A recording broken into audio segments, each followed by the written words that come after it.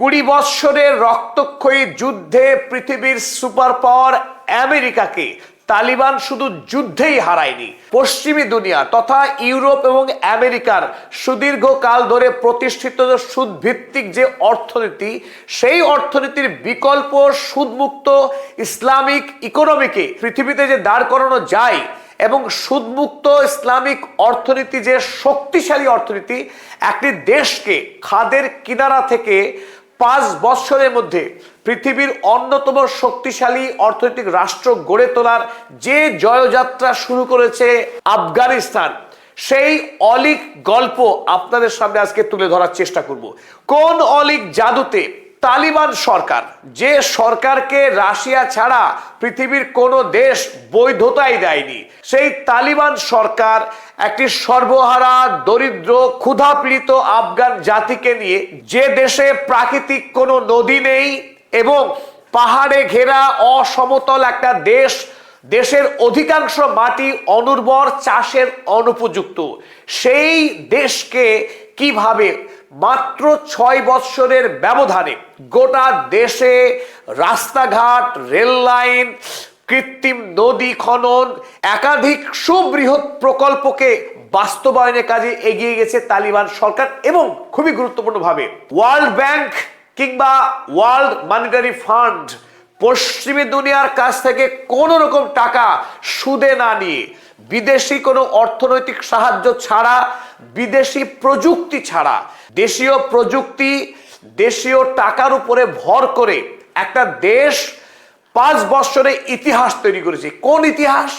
আফগানিস্তান বর্তমানে এমন একটি দেশ যে দেশের টাকার দাম প্রতি বছর লাফিয়ে লাফিয়ে বাড়ছে, যেখানে ভারত, পাকিস্তান, বাংলাদেশ, পৃথিবীর অধিকাংশ দেশের আমেরিকার ডলারের সাপেক্ষে দাম পড়ছে, সেখানে আফগানি মুদ্রার দাম বেড়ে চলেছে। পৃথিবী যখন দুর্নীতির সঙ্গে লড়াই করে হেরে যাচ্ছে, বাংলাদেশ, ভারত, প্রতিটা দেশের প্রধান চ্যালেঞ্জ যেখানে সরকারি অফিসের দুর্নীতি, করাপশন সর্বত্র, সেখানে তালিবান শাসকরা প্রমাণ করে দেখিয়েছে আজকের 21 শতকেও একটি দেশকে দুর্নীতিমুক্ত করা যায়। বর্তমানে আফগানিস্তান পৃথিবীর সেই দেশ যেখানে করাপশন রেট 0। আমরা যখন অন্ধভাবে বিশ্বাস করি উন্নতি মানেই পশ্চিম, আমেরিকা, ইউরোপ, আমেরিকা ইউরোপের টাকা ছাড়া, আমেরিকা ইউরোপের প্রযুক্তি ছাড়া পৃথিবীর কোনো উন্নতি হতেই পারে না। আমেরিকার গণতান্ত্রিক মডেল, আমেরিকার ব্যাংকিং মডেল, আমেরিকার টেকনোলজি, এই সব ছাড়া পৃথিবীর কোনো দেশ উন্নতি করতেই পারে না। কিন্তু এই সমস্ত মিথকে ভেঙে চুরমার করে দিয়ে আফগানিস্তানের তালিবান সরকার দেখিয়েছে পশ্চিম ছাড়া প্রাচ্য দেশীয় প্রযুক্তিতে কোনো দেশ মাথা উঁচু করে দাঁড়াতে পারে এবং সেটা অল্প সময়ের মধ্যেই করে দেখানো সম্ভব। তবে নিশ্চিত করে বলা যায় তালিবান সরকার যেভাবে অসম্ভবকে সম্ভব করে দেখিয়েছে, তার নেপথ্যে ইমানি শক্তি সবচাইতে গুরুত্বপূর্ণ ভূমিকা পালন করেছে। যদি ইমানি শক্তি না থাকতো, তালিবান তার দেশে দুর্নীতিকে শূন্যে নামিয়ে আনতে পারত না। তাছাড়া যেভাবে অল্প সময়ে বৃহৎ প্রকল্পগুলোকে বাস্তবায়ন করছে, পৃথিবীর মধ্যে সব থেকে কম ব্যয়ে, এত অল্প ব্যয়ে এত বৃহত্তর কৃত্রিম নদী, রেল লাইন স্থাপন, সড়ক যোগাযোগ গড়ে তোলা পৃথিবীতে নজিরবিহীন। কোন দেশ এত অল্প টাকা ব্যয়ে এত অল্প সময়ে পরিকাঠামো নির্মাণ করে দেখাতে পারেনি অতীতে।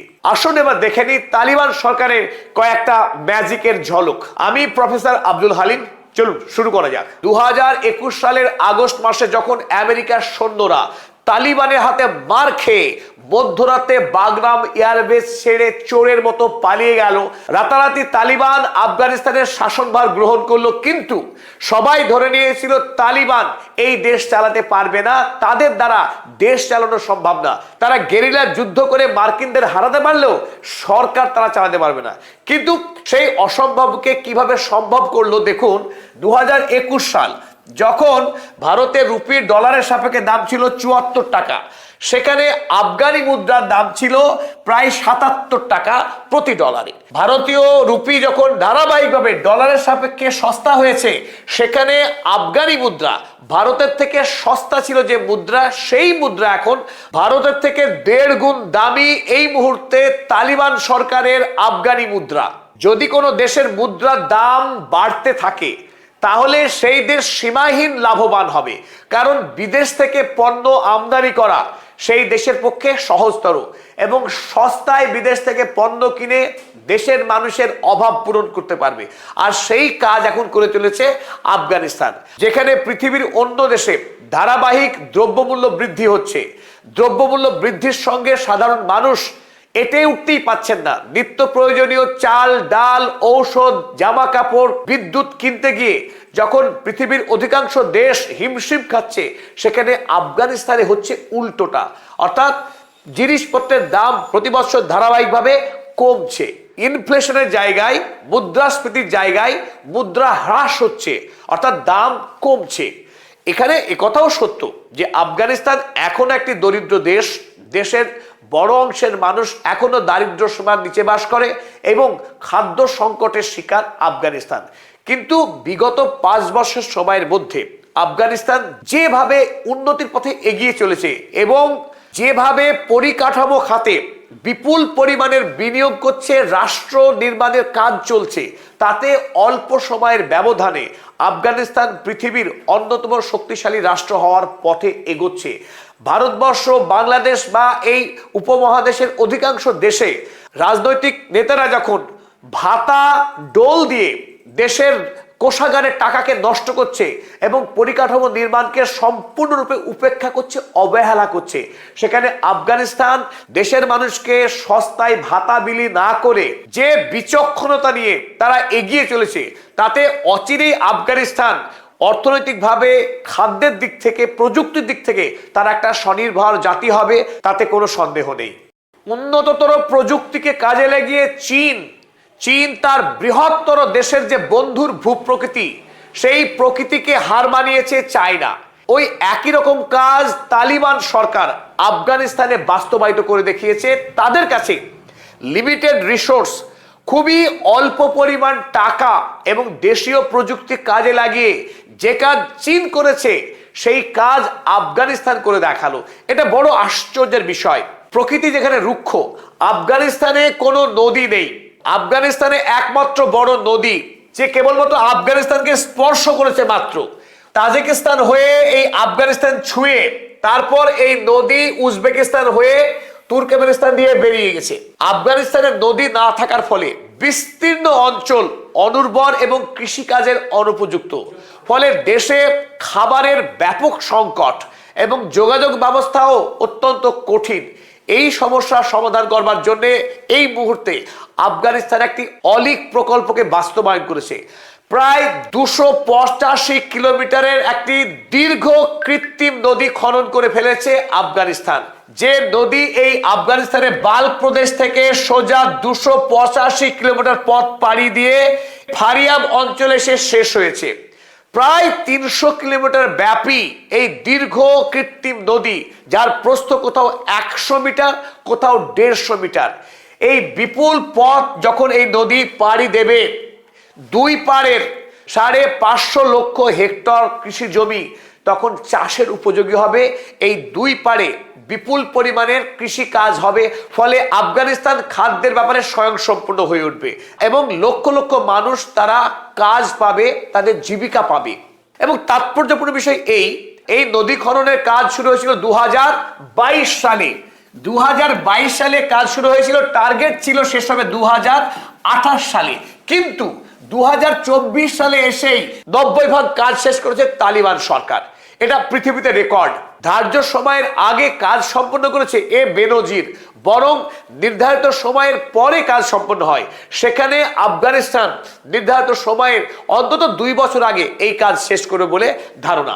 আর এই বৃহত্তর নদী খনন করতে গিয়ে অন্য দেশ হলে অন্ততপক্ষে 30 বিলিয়ন ইউএসডি খরচ হতো, সেখানে আফগানিস্তানে খরচ কত হয়েছে শুনলে আপনি বিশ্বাস করতে পারবেন না।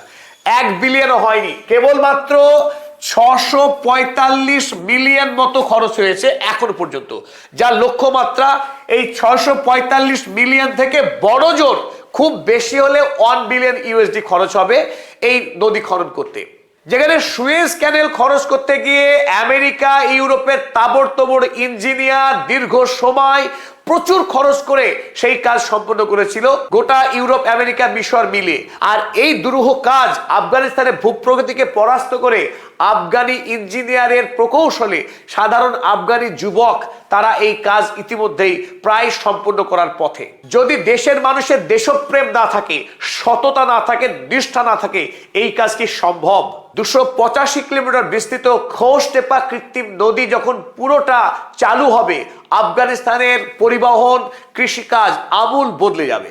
আফগানিস্তান বর্তমান পৃথিবীতে এখনো সেই বিরল গোত্রীয় দেশ যে দেশে কোনো যাত্রী পরিবাহী ট্রেন লাইন নাই। এতদিন ধরে রাশিয়া, আমেরিকা যে দেশে লুণ্ঠন চালিয়েছে তারাও যাত্রী পরিবাহী ট্রেন লাইন গড়ে তোলেনি আফগানিস্তানে। এবং আফগানিস্তান একটি স্থলবেষ্টিত দেশ, যে দেশে কোনো সামুদ্রিক বন্দর নেই। ফলে বৈদেশিক বাণিজ্যের ক্ষেত্রে আফগানিস্তানে কোনো মেকানিজম, কোনো যোগাযোগ ব্যবস্থা এতদিন পর্যন্ত ছিল না। তালিবান সরকার ক্ষমতা আসার পর থেকে এই প্রাকৃতিক সমস্যা নিরসন করার উদ্দেশ্যে একাধিক বৃহত্তর পরিকল্পনা গ্রহণ করেছে, যার মধ্যে অন্যতম হলো এই তুরস্ক থেকে চালু হওয়া ইরান এবং আফগানিস্তান এই বৃহৎ রেল লাইন ইতিমধ্যেই তৈরি হয়ে গেছে। বর্তমানে যে কাজ চলছে, এই রেল লাইন থেকে মাজারে শরীফ শহরকে যুক্ত করে এই রেল লাইন সোজা আফগানিস্তানের পর উজবেকিস্তান হয়ে চীন পর্যন্ত সম্প্রসারিত হবে। এই রেল লাইন সম্পূর্ণ হবার পর আফগানিস্তানের পণ্য সোজা চীনে পাড়ি দেওয়া অনেক সহজ হবে এবং চীন থেকে বিপুল পরিমাণে পণ্য আফগানিস্তানে আনাও সহজ হয়ে যাবে। আর অন্যদিকে ইরান হয়ে তুরস্ক এবং গোটা মধ্যপ্রাচ্যের বাণিজ্যের দরজা খুলে যাবে আফগানিস্তানের জন্য।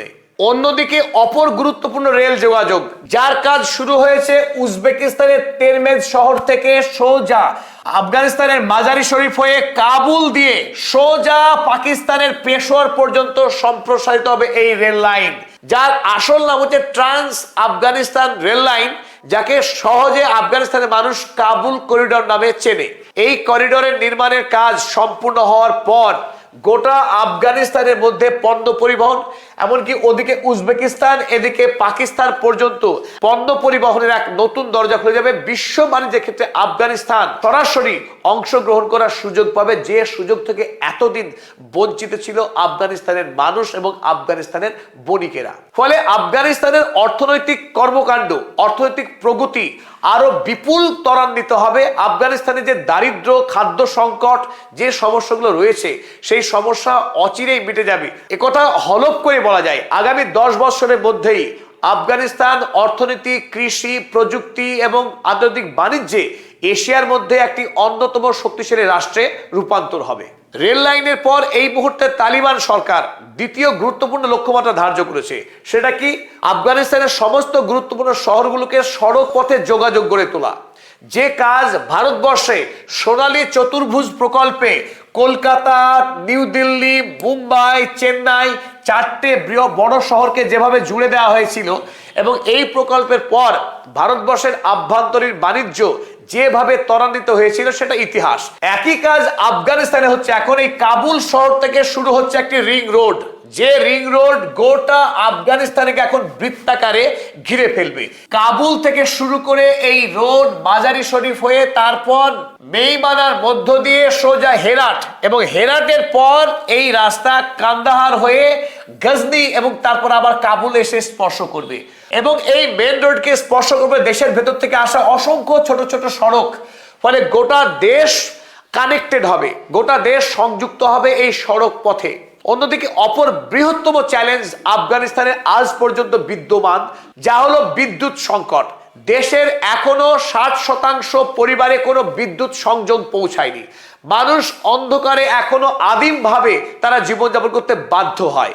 আফগানিস্তানের শহরের মানুষ তারা কিছুটা বিদ্যুৎ পরিষেবা পায়, কিন্তু অধিকাংশ পাহাড়ি এবং গ্রামীণ অঞ্চলগুলি সেগুলো আজও অন্ধকারে নিমজ্জিত। আর এই সমস্যা মোকাবেলা করবার জন্য তালিবান সরকার এক গুচ্ছ বাস্তব ভিত্তিক প্রকল্প তারা গ্রহণ করেছে, যার কাজ জোর কদমে এগিয়ে চলেছে। এবং 2028 সালের মধ্যেই আফগানিস্তান বিদ্যুতের ক্ষেত্রে স্বনির্ভর দেশ হিসেবে গড়ে উঠবে। চলুন আমরা দেখি এই মুহূর্তে আফগানিস্তানের দেশের মধ্যে বিদ্যুতের চাহিদা 7000 মেগাওয়াট।